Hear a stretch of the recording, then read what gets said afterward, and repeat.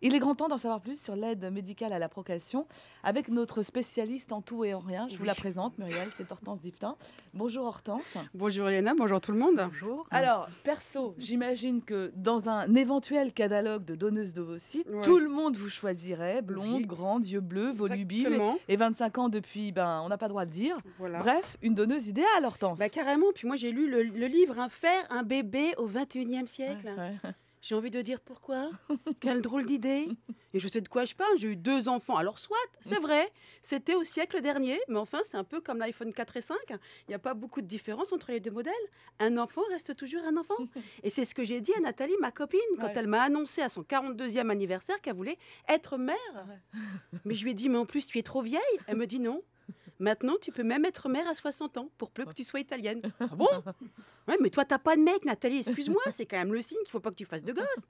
Elle me répond que maintenant, c'est dans les mœurs. Il n'y a plus besoin de mec, il n'y a même plus besoin de coucher pour avoir des enfants. Ah mince.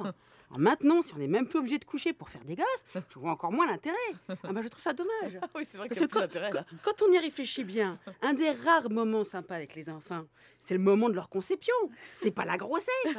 C'est pas quand tu fais du 200 de tour de taille, du 58 en chaussettes et du bonnet en soutien-gorge. Et qu'en plus, tu vomis toute la journée.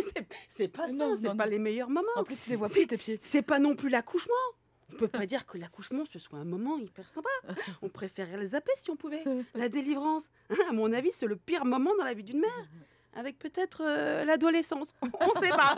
Non, moi, je trouve que les médecins, avec leur éprouvette, étaient sur le bon chemin et qu'ils se sont arrêtés en route. Et c'est bien dommage, François. Parce que quitte à ne plus faire l'amour, pourquoi, quand la greffe, elle a pris, la replanter dans le ventre de la mère? C'est pas très sympa. Pourquoi ne pas mettre l'embryon dans un bocal? Comme ça, on saute la case grossesse, les vergitures et les 100 gants de toilette qui vont avec. On mettrait le bocal avec l'embryon sur le buffet, à côté de l'urne de mémé, et on regarderait se développer. Je dis bocal, hein. Ça peut être un aquarium s'ils sont plusieurs. Ça serait comme des petits poissons. Ou dans un joli vase. Ça pourrait être décoratif. Ou alors, comme on est à fond dans la parité, l'égalité, la fraternité, pourquoi ne pas s'arranger pour que les hommes tombent enfin ensemble? Alors ça serait super. Quoi qu'il n'y a pas plus chiant qu'un homme malade, alors un homme enceinte, j'ose même pas l'imaginer. En même temps, quand on sait qu'il y a une femme qui a mis au monde des jumeaux de 2 pères différents, alors que c'était même pas elle la mère, on se dit que tout peut arriver. Non, un autre truc qui serait aussi sympa, François, de la part des docteurs qui sont un petit peu, comment dire, des demi-dieux, c'est en rapport à l'enfant. Parce que la vie devenant de plus en plus dure, il faudrait pouvoir lui donner toutes ses chances à cet enfant.